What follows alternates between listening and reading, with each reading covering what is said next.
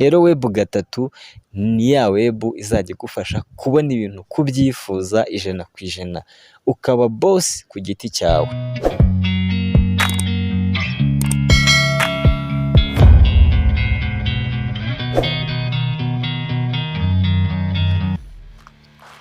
Yes, reka tubasuhuze kandi twongere tubahe ikaze mwebwe abakurikirana televiziyo yacu Vumbura.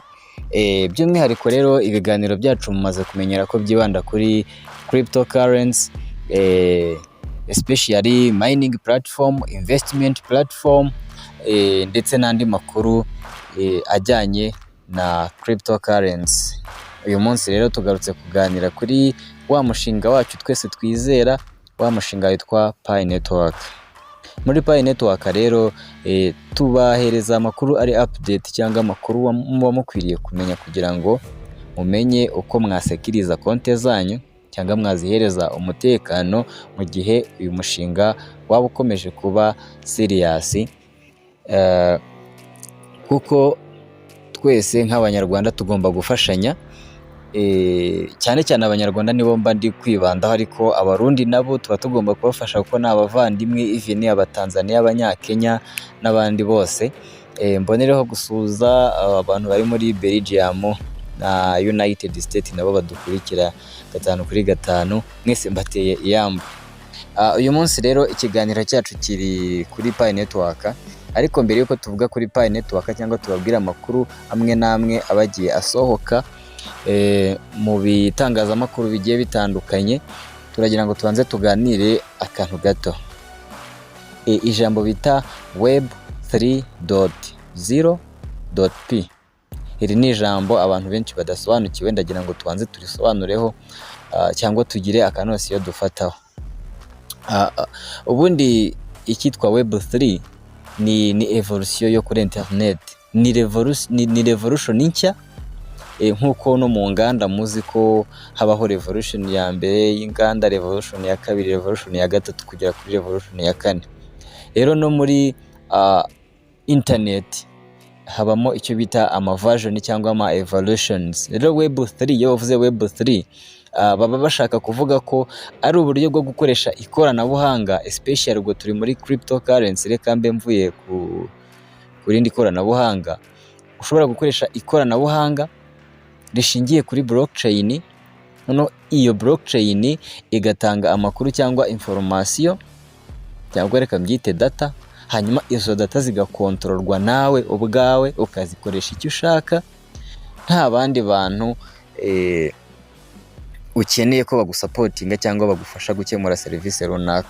Urugero, urashobora kuba wa joininga Pi Network ugakora transaction, ugafata Pi zawe ukaziha undi muntu, nta third party ujemo, nta wundi muntu uje hagati yanyu. Urashobora gufata Pi zawe ukajya ku isoko rya pice y'inyimoro ukaba wabasha guhaha ikintu, nta third party ujemo. No kuvuga ngo ibi nibyo bita evolution ya web3. web3.0.0.pi ni uburyo bwo kuguhereza ububasha bwose n'ubushobozi bwose bwo kubaho waba self controller w'ibintu byawe cyangwa waba self employee, waba boss, waba CEO ku giti cyawe.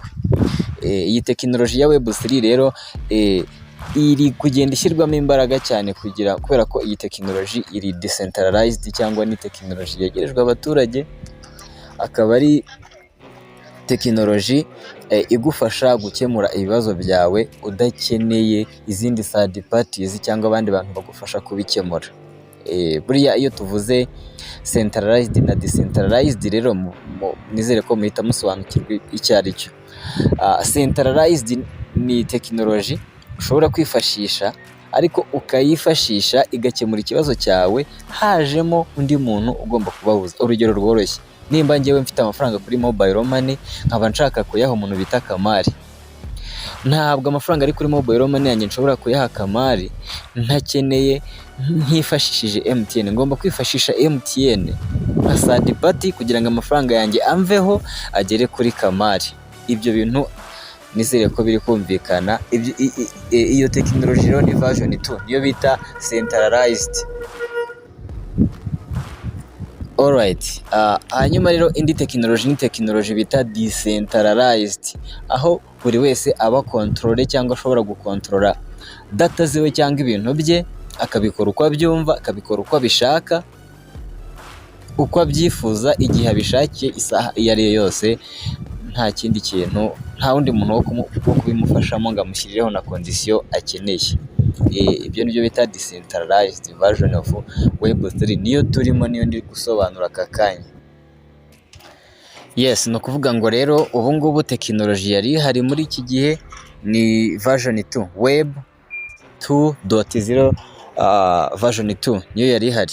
Iyi ngiyo niyo yakoreshwaga, aho yo yibandaga ku bintu bijyanye na centralized servers ndetse na cloud based services, ariko web3 yo ishingiye ku cyo bita decentralized servers, aho buri wese azajya agenzura ibibera ku rubuga yagiyeho, akabona amakuru ashaka.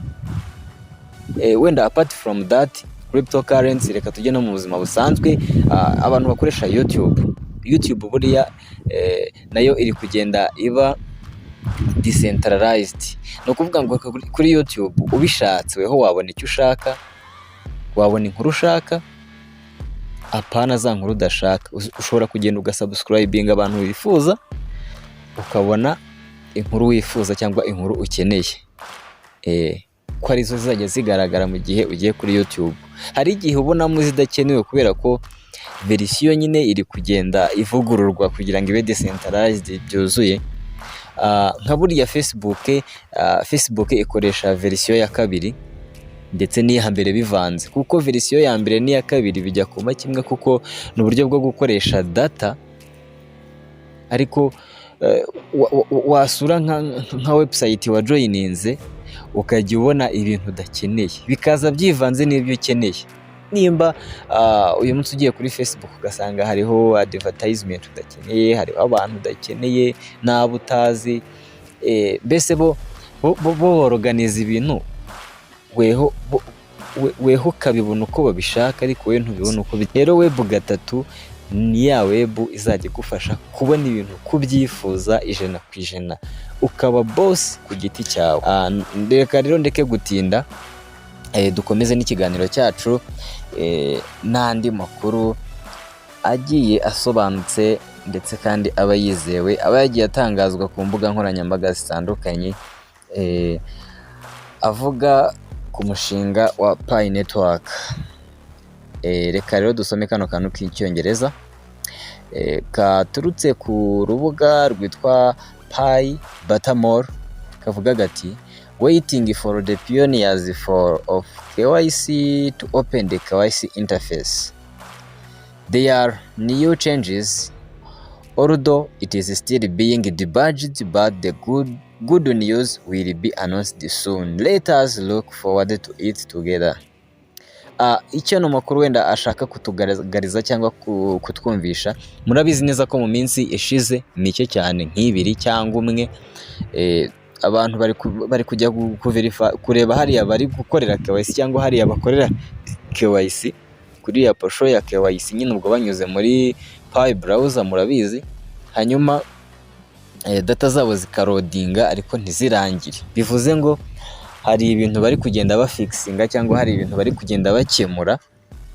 Mu minsi mike iri imbere muzabona itangazo ribabwira ko mwese, hafi ya mwese, mwemerewe gukora KYC kuri abo ngabo bazaba bujuje ibisabwa cyangwa bazatanga amakuru ya nyayo KYC, bakazayipasinga ku buryo bworoshye.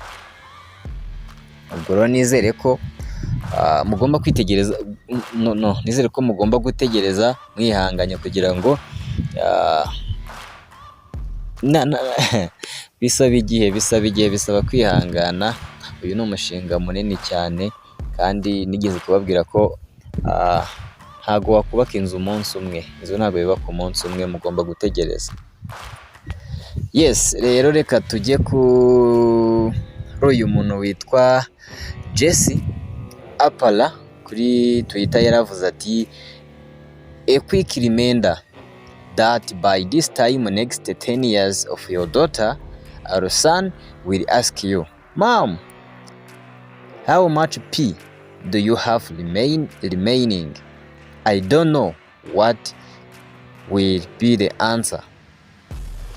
Ni ukuvuga ngo icyo bishatse kuvuga bino wenda tubivuzeho gato, arimo aravuga ati ese nyuma y'imyaka 10 nk'umupiyoniya wamayininze Pi network zawe, umwana wawe cyangwa umukobwa wawe nakubaza ati ese mama nizihe Pi network, nizihe Pi coin usigaranye kuri wallet yawe, ese wowe utekereza ko igisubizo uzamuha ari ikihe? Ni ikihe gisubizo wamuha? Nanjye ntabwo nkizi, ntabwo nzi icyo igisubizo naho umwana wanjye. Iki bisobanuye ni iki? Nuko mu kumayininga Pi network ni byiza Pi turazimayininga tukazibona, ariko none ni byiza cyane kuzamenya uko tuzimanaginga ku buryo byibuze mu myaka 10 iri imbere, mu myaka 20 cyangwa 30 cyangwa 50 za Pi zizaba zaratugejeje ku rwego rwiza twifuza cyangwa twifuzaga kugeraho mu buzima bwacu, kuko nta muntu utagira inzozi. Ikindi kandi ukazaba ukizifiteho access zitarashize ngo ubu mukene kuri Pi network. Nicyo ibingibi byari bishatse gusobanura. Okay guys, ndabona tuganiriye rero, byatwara igihe kinini cyane. Nkwibutsa nimba ufite YouTube channel ukeneye kuzamura, ukeneye views, subscriber, ukeneye support, ukeneye ko tugufasha gutekereza content nziza yagukururira aba subscribers cyangwa aba viewers, ushobora kutwandikira kuri nimero iri muri inbox tukagenda tugufasha 5 kuri 5. Hanyuma rero reka tugaruke kuri uyu muntu wundi witwa Ndangang 25 we aragira ati the crime that happened to me was theft of the P that was in my wallet. 955 Pi was taken 3 times. Uyu muntu rero bita Ndangang ntabwo ari umunyarwanda, ariko uyu muntu yakoze KYC arayipasinga, akora migration arayipasinga, ariko the mistake he done cyangwa ikosa yakoze, I don't wish you to do it. Ntabwo nkeneye ko nawe wazarikora. No kuvuga ngo ikosa yakoze ni ringiri, yatanze passphrase ziwe yazihaye abandi bantu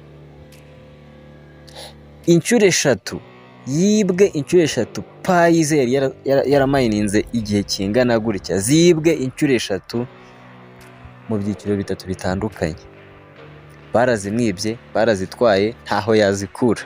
Rero pay attention, nimba ufite passphrase yibike neza, umenye ko ifite umutekano, kandi umaking sure ko ari wowe wenyine uyizi, kuko nuyihereza abandi bantu bazakwiba, usange wamaze imyaka 3 inarenga umayininga Pi, ariko bazitwaye mu isegonda rimwe. Uhombye ubutunzi bukomeye cyane. So cunga umutekano wa Pi zawe, umutekano wa Pi zawe rwose ubucunge. Hanyuma ndi makuru twaba hano ko Computer Lento ni company yitwa Computer Lento yo mu gihugu cya Philippines, nayo yamaze kwemeza payment method ya Pi network. Nkwibutsa ko wenda ku makuru nanjye nakuye ku bandi ba social influencers, kugira ngo umuntu ahinduke umucuruzi cyangwa se yemere accepting Pi network nka payment method muri company ye cyangwa mu bucuruzi bwe, agomba kuba ari umupiyoniya muri kino gihe turimo cyitwa enclosed mainnet. Yes, ubwo rero ndumva amakuru nabambahaye ari ayo ngayo. Nongera kubibutsa akandi gatangazo kamwe ku bantu mukeneye gukorera amafaranga. Dufite platform yasohotse mu minsi 2 ishize, plutôt ubwo ni mu munsi umwe, ku munsi washize wejo. Ku bantu bifuza kuyikoreramo amafaranga, amategeko n'amabwiriza arakurikizwa. Gufungura konte uratwandikira inbox tuguhe link, hanyuma amafaranga ya activation ni 4,000, ikindi ukaba usobanukiwe gukora referring cyangwa recruiting. Izo condition nimba uzujuje utwandikire inbox utwake link tuyiguhe nawe ujoininge, biyibuze bwa mbere mu mateka yawe nawe ukore igiceri cyo kuri internet. Hari abantu bahora baspendinga amafaranga kuri za megabyte n'ibindi byinshi cyane ariko batarakorera n'igiceri cy'icumi kuri internet, batanabyemera batazi ko binabaho. Ushobora kutwandikira. Okay, wenda ikindi nababwira cyangwa ikindi nabahamo nk'itangazo nka serivisi dutanga nuko nimba ugishidikanya ku bintu bya cryptocurrency urwego bimaze kugeraho, aka kanya ushobora kwibaza uti se izo cryptocurrency bavuga ibyo bintu ni ibiki? Ese ni gute izo cryptocurrency nazihuza na fiat money n'amafaranga asanzwe? Ni gute nashyira kuri mobile money nka Bitcoin, Ethereum n'izindi? Ni gute nagura cyangwa nakora trading y'ama cryptocurrency? Izo serivisi zose turazigufitiye kandi turazitanga mu buryo buri online no mu buryo buri offline. Ushobora kutwandikira cyangwa ukaduhamagara kuri nimero iri munsi y'iyi video, nimero ya WhatsApp, tukagufasha kandi bikagenda neza cyane, nawe ugatangira kwinjoyinga isi y'ikoranabuhanga turi kugenda twinjiramo. Yes. Waba uzi impamvu abazungu baturusha gutera imbere? Ni ukuvuga ngo abazungu bo bafata risk imbere yacu. Nka Bitcoin nta munyarwanda, ndakeka nta munyarwanda n'umwe yigeze ayizera cyangwa ayigemo. Hari akantu k'icyongereza kavuga gati the rich get richer while the poor people think that every opportunity is a scam. No kuvuga ngo abakire barushaho gukira kuko baba barafashe bya bintu bakabibyaza umusaruro, mu gihe abakene bo bagitekereza ko bya bintu ari scam. So be serious, gira mind open, tangira wige byinshi cyane ku bijyanye na internet. Muri future uzabikenera kandi bizanagutunga. Kuko hari nk'igihugu ntibuka izina ryacyo ariko hari igihugu gifite byibuze 50% by'urubyiruko rwacyo rukorera kuri internet kandi abantu babona amafaranga. Why not you? Why you think it is me only? It is me who can earn money from online only. Yeah, you are eligible. Okay, thank you so much for today. Nimba utarakora subscribe kuri channel yacu, akora subscribe kugira ngo tujye tubana 5 kuri 5 uko twaprodinze video nshyashya kuri iyi YouTube channel yacu. Ciao, ibiganiro byacu byo nakagaruka. Mbararikira ikiganiro cyo kuri Bitcoin Satoshi ku bantu bayimayininga n'abayizera. Turaza kongera kwibutsa ibijyanye no gukora delegation n'akamaro kabyo, ibijyanye no gukora swapping n'akamaro kabyo, ndetse tunakora practice kugira ngo na wa muntu utaratangira kubikora abe familiar nabyo abitangire kuko ni ingenzi cyane. Sawa, ciao.